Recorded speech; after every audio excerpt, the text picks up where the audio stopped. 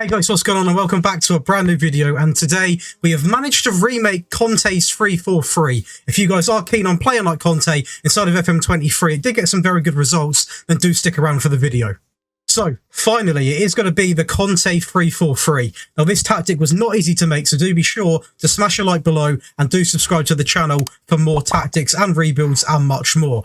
But the reason why this tactic is not easy to make is because three at the back this year is very difficult to get working, in my opinion, because the match engine's very, very dodgy when it comes to defending. So having that three at the back, not really protecting yourself, is it leaves you at a bit of a disadvantage. But I know a lot of people do like to play with three at the back, and what I got from this tactic, I am really impressed with. So what we're going to do is now, we're going to go right into the testing phase, and I'm going to go through 4 sides that we tested with. It's going to be his current side, Tottenham, and 3 of his previous sides. So let's get into the first one, which is going to be with his current team, Tottenham Hotspur. So this is going to be the first test. And as you can see here, we did manage to get Champions League football, finishing in 4th place and getting all the way to the Champions League final, which we did lose against Chelsea, which obviously is also the team that we are going to be testing with as well. So that potentially could have been a Champions League trophy as well. It's ironic that they did manage to bottle that again, but not going to go into that. But honestly, with this system, it is, you know, it took a lot of time to get it to work, because 3 at the back is so... You either end up playing 2 defensive because the fullbacks don't go up too far, or you end up playing 2 attacking and then you literally just concede like 4 or 5 a game. So it took a lot of work to balance this out. And as always, I'm going to go through the little areas of the tactic that I feel like aren't 100% like Conte, just so you guys are fully aware. Because to be honest, playing with a high line like Conte does, with 3 at the back on this game, you are not going to have a fun time. So we did have to tweak that slightly.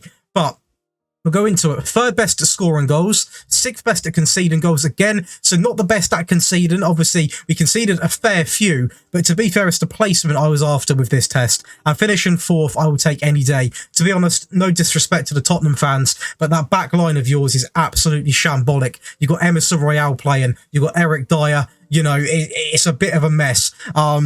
Not the best back line. You definitely need to strengthen that in real life, that is for sure. But Harry Kane getting 74 goals, obviously one of the big players in that team that does sometimes put him on his back. Heung-min Son contributing with 33 assists as well. And actually going to be Hugo Lloris with the best pass completion. In terms of the data hub, team attacking, we're looking at over 2 goals a game, which is what I want to be seeing. This is relatively high, considering obviously Conte is not by any means a tiki-taka based sort of manager, is he? He's more direct, if anything. So 2.29 there and 1.32. Ideally, I would have wanted that under 1. But as you're going to see with Chelsea, when you have got a good back line, that stat drastically changes. So let's hop over to Chelsea now, and I'll show you the comparison. So you can see the teams here that we did test with. So Chelsea, bam, here we go again. So 2nd place in the Premier League, 2 points behind Liverpool. So we were very close to winning in our first season, which with a 3 at the back system is absolutely crazy. Very good indeed. We also managed to get to the Champions League final and beat Tottenham. Obviously, we went through some very good teams to get to that place individually anyway. This is slightly better. 4th best in the goals scored category and 2nd best in goals conceded. And this just shows the quality difference between Tottenham and Chelsea in terms of mainly the centre-halves. You know, you got Fofana, Koulibaly, Thiago Silva, Chabalala, really good centre-backs, and especially in the game as well. You're going to be looking at Kai Havertz coming in with 52 goals, a few less than Harry Kane, but obviously half the player when it comes to putting the ball in the back of the net. Wesley Fofana actually with the highest match rating. I think that says a lot about the defensive ability that he has, and also the fact of when you have got a slightly better defensive team, you are going to get better results. Mason Mount with the most assists, coming in with 25. And if we go into the data hub, this is the bit I really want to show you. Team defending, 0.95. So this one is under a goal a game, and that is because nothing changed. It's the same tactic exactly, but it's purely because we have better quality. So obviously it's common sense. The better quality players you have, the better the stats are going to be. But this tactic is capable of holding the zone against some of the big teams in the Premier League, which we're going to go to in a second. But team attacking, again, over 2 goals a game. So the good thing about this is you're not going to be playing a 3 at the back system that is purely negative. You are also going to score over 2 goals a game, which is very, very good for that, to be honest. And obviously, you guys can make individual tweaks for yourselves. You can go more attacking, you can go more defensive, depending on what you need to do in the game. But what I was going on about going up against the best teams, obviously, in my opinion, and I don't want to disrespect anyone, but Talking about Football Manager especially, you've got teams like Liverpool, City, I'd even say Manchester United, Arsenal, probably them. I wouldn't include Newcastle in it. There's probably there's probably 4 teams that I would say are probably should be finishing above Arsenal and Tottenham, and they would be them. And we have broken twice into the top 4, obviously with Chelsea and Man City, pushed United and Arsenal out, and I feel like it's a very good result. And to win the Champions League as well is a very good accomplishment, very good indeed. The next one is going to be a bit of Italian football. We'll start off with Inter Milan, and this is where we actually did manage to win the Serie A quite comfortably. Atalanta, who we also tested with, finishing second, so dominated that league across 2 saves, to be honest. Obviously Inter Milan do have the better players, hence why we did win the league, but it is actually going to be 125 goals being scored, ranking us the best. The second best again at goals conceded, so very solid at the back as well. Romelu Lukaku, I believe, matching Harry Kane, 74, also getting the highest match rating, and that's going to be Hakan Çalhanoğlu coming in with 34 assists. Now, not the best display in the cups, to be honest with you. Runners up in the Super Cup, obviously semi-final against Napoli, and Chelsea, obviously the other team. It's always hard to judge it when you're playing your own tactic type of thing. Overall, not the best in the cups, but to win the league by that many points is very, very comfortable. Considering I feel like this year, especially on FM, you obviously got, I wouldn't put Atalanta in there, but you've got Milan, Juventus, Napoli, and obviously Inter. You've got quite a few teams that can compete for that top spot, so to win it by that many points really is a statement. And going into the data hub then, team attacking 3.29 goals a game and slightly better pass completion. So I feel like this system, 3 at the back, it works really well in the Italian and the Bundesliga. I don't know why they work so well in them leagues. Maybe because defences are slightly weaker, maybe the standards are slightly weaker, but to play this system in the Premier League, it is very tough. But we did get good results with it, but it is very tough. In the Italian League, Serie A, German League, Bundesliga, for some reason, these systems just thrive. 3.29 goals per game, and team defending 0.68. Leave me a comment right now on why you think there's such a difference. Do you think it's because the attacks are weaker, or do you think it's just because the overall quality is a little bit less in all of these leagues? So very solid with this. And going over to Atalanta, the other team that we did test with, obviously finishing second behind our other side, Inter Milan. Actually the best at conceding goals, which does surprise me because I thought it would have been Inter Milan because they've got the slightly better back line. Third best at goals scored, so still very high up the charts. It's going to be Duvan Zapata coming in with 42 goals, and Jeremy Boga coming in with 11 assists. Hopping over to the data hub, team defending 0.66, so I believe that's a 0.2% difference compared to Inter Milan and obviously Atalanta. Nearly forgot them.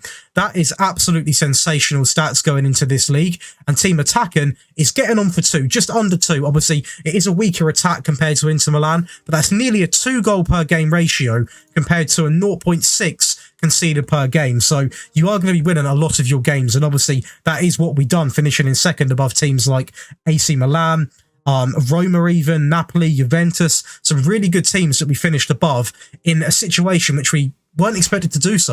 So I've picked out a game to watch. This was one of the highest scoring games. So we are going to look at a 4-0 win against Everton in the Premier League. Now, the reason why I didn't do the Champions League final is because obviously it was a low scoring final anyway. And secondly, it is both of the teams that we are playing as. So I wanted to see a game where there is actually goals so I can show you. But this is a good perspective. I can actually show you how it does line up. So you're going to have your 3 at the back here. In this case, it's Fofana, Chabalar and Koulibaly. The fullbacks actually do get quite far up. They do help the attacks out, so they are going to be sitting. So it is actually hit. When you see it in the tactics screen, it looks like a 5 at the back. But in the game, it is actually a 3, your 4.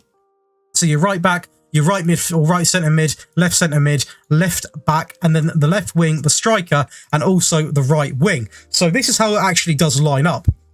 Now, this was a game we did dominate, but I thought, you know what? Let's just show you the goals, because we all like to see goals. No one's complained. If you guys do want to see a different area of the game, then again, feel free to comment. But this is quite fun, because you get to see some of the goals, you get to see how the chances come about, and what you can expect. So Chabalar here with the ball, into Koulibaly, into Mason Mount, takes his time. It's a great run from Kai Havertz, who goes through and actually...